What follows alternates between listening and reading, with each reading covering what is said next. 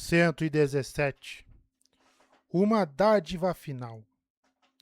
14 meses antes.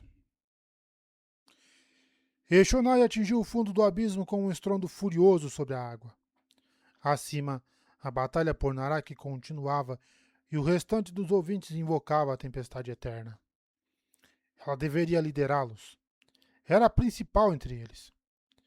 Ela se levantou de um salto e gritou em dezenas de ritmos terríveis, sua voz ecoando no abismo. De nada adiantou. Havia sido derrotada pelo fractário humano, jogada nos abismos. Precisava sair dali e voltar à luta. Começou a se arrastar. Embora a água chegasse à sua cintura, o fluxo não era tão rápido. Não passava de uma corrente constante do pranto e, com a armadura fractal, ela era capaz de caminhar contra a corrente. Suas grevas foram inundadas com água gelada. Para que lado deveria ir? Estava confusa com a falta de luz, mas, depois de pensar por um momento, entendeu que estava sendo tola. Não precisava ir para nenhuma das duas direções. Precisava subir. A queda a atordoara mais do que havia percebido. Escolheu uma seção da parede com textura irregular e começou a subir com as mãos em formato de garra. Usando a incrível força da armadura fractal e com o ritmo da arrogância pulsando forte nos seus ouvidos, conseguiu chegar à metade do caminho até o topo. Mas então a maneira como a parede do abismo se curvava apresentou um problema. Na escuridão, não conseguia encontrar um ponto de apoio adequado e os relâmpagos acima eram breves demais para ajudar. Relâmpago. Aquele relâmpago era frequente demais, brilhante demais, para estar vindo de outras formas tempestuosas. Seus próprios poderes haviam sido anulados pela água, naturalmente. Ela mal podia sentir qualquer energia. Esta se esvaía assim que começava a se acumular. O que estava acontecendo? Aquilo era a tempestade eterna chegando, não era? Sim, podia sentir seu poder, sua energia, sua beleza. Mas havia alguma outra coisa. Ao prestar atenção no vento uivante, percebeu o que era. Uma segunda tempestade. A grande tormenta também estava chegando. Ela se afinou com um ritmo de pânico. As duas tempestades se chocaram, fazendo o solo tremer. Agarrando-se à parede dentro do abismo, Eshonai sentiu o vento uivar acima. O relâmpago a fazia se sentir como se estivesse piscando rápido demais, escuridão e luz se alternando. Então ela ouviu um rugido. O terrível som da água fluindo com força pelo abismo, formando uma onda incrível. Ela se preparou, mas, quando a água a atingiu, a arrancou da parede. Foi ali, em meio àquelas águas pluviais da grande tormenta, que começou a primeira batalha de Eshonai. A luta pela sobrevivência. Ela bateu em uma rocha e seu elmo se rachou. A luz das tempestades que escapou iluminou as águas escuras, enquanto estas preencheram seu elmo, sufocando-a. Ela se debateu na corrente e conseguiu agarrar alguma coisa rígida. Um enorme pedregulho alojado no centro do abismo. Com esforço, ela se içou para fora da água. Uns poucos preciosos momentos depois, o elmo se esvaziou, permitindo que ela respirasse, ofegante. Eu vou morrer, pensou ela com o ritmo da destruição rugindo nos ouvidos. A água trovejava ao redor, molhando sua armadura, e o relâmpago se contorcia no céu. Eu vou morrer como uma escravizada. Não. Uma brasa dentro de Eshonai ganhou vida. A parte dela que havia sido preservada. A parte que não podia ser contida. A parte dela que deixara tudo e os outros escaparem. Era o cerne de quem ela era. Uma pessoa que havia insistido em deixar os acampamentos para explorar. Uma pessoa que sempre desejara ver o que estava além da próxima colina. Uma pessoa que não seria mantida em cativeiro. Foi então que sua segunda batalha começou. Eshonai gritou, tentando banir o ritmo de destruição. Se ia morrer ali, morreria como ela mesma. Era uma grande tormenta. Nas grandes tormentas, transformações ocorriam com todas as pessoas, tanto ouvintes quanto humanos. Dentro de uma grande tormenta, a morte caminhava ao lado da salvação, cantando em harmonia. Eshonai fez menção de invocar sua espada, mas em um lampejo estrondoso, o pedregulho que estava se deslocou e ela perdeu a pegada. O ritmo do pânico a dominou por um momento e ela submergiu de novo. O relâmpago acima fez a água parecer brilhar enquanto ela se chocou com uma parede do abismo e depois a outra. Pânico, não. Os seus ritmos, não. Eu rejeito você. Minha vida, minha morte. Eu serei livre. Nas profundezas da água, Eshonai invocou sua espada e a enfiou na parede do abismo. Por algum motivo, pensou ouvir a voz das rochas bem ao longe. Era um grito? Ela se agarrou à espada mesmo assim, segurando-a com firmeza contra a corrente. Baniu todos os ritmos, mas não conseguiu respirar. A escuridão começou a se fechar sobre ela. Seus pulmões pararam de arder, como se tudo fosse ficar bem. Ali, um tom estranho e perturbador que ela ouvira ao assumir a forma bélica. Ele parecia um dos tons puros de Rochar. Começou como um ritmo majestoso. Então, um segundo tom, caótico e zangado, surgiu também. Os dois se aproximaram cada vez mais até se unirem. Eles se fundiram em uma harmonia, formando uma canção que era tanto de honra quanto de ódio. Uma canção para uma cantora capaz de lutar, mas também para uma combatente que queria pousar a espada. Ela descobriu esse tom e, no escuro, um pequeno espreno, com a forma de uma estrela cadente, apareceu à sua frente. Eshonai se esforçou, estendendo a mão.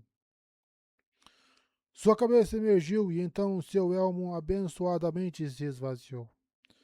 A força da correnteza estava diminuindo. Ela arquejou no doce ar, mas então a espada escorregou da sua mão e foi arrastada pela água, embora com menos força do que antes. Ela se afinou com um ritmo. O ritmo da guerra, o ritmo de vitórias e perdas. O ritmo de uma vida prestes a acabar. Seguindo suas batidas, ela invocou novamente a espada e a fincou no chão, segurando-se com mais força enquanto as águas se tornavam ainda mais lentas. Não ia morrer. Ia viver. Ela era forte o bastante. Sua jornada não estava no fim. Ainda não. Ela se segurou, beligerante, até que a água se tornou mais lenta. Até que o peso da armadura se tornou suficiente para resistir à corrente. Então desabou contra o fundo do abismo, sentindo a água fluir ao redor. Ela apalpou o flanco onde a armadura havia se quebrado, assim como o seu corpo. Havia sofrido um corte fundo ali, sua carapaça arrancada e estava sangrando. Cada respiração era um gorgorejo úmido e rouco, e ela sentia gosto de sangue. Mas, na sua mente, ela ouviu novamente os ritmos da infância. Admiração, confiança, lamentação, resolução e então paz. Havia perdido a primeira batalha, mas havia vencido a segunda. E assim, com o ritmo de vitória, ela fechou os olhos e se viu flutuando em um lugar cheio de luz. O que é isso? Pensou Eshonai. Você estava altamente investida quando morreu, disse uma voz. Trovejava com o som de mil tempestades e quando através dela. Então você persiste por um curto período. Investida? Você era uma radiante quando morreu. Não pôde dizer as palavras debaixo d'água, mas eu as aceitei mesmo assim. Como você acha que sobreviveu tanto tempo sem respirar? Ela flutuava.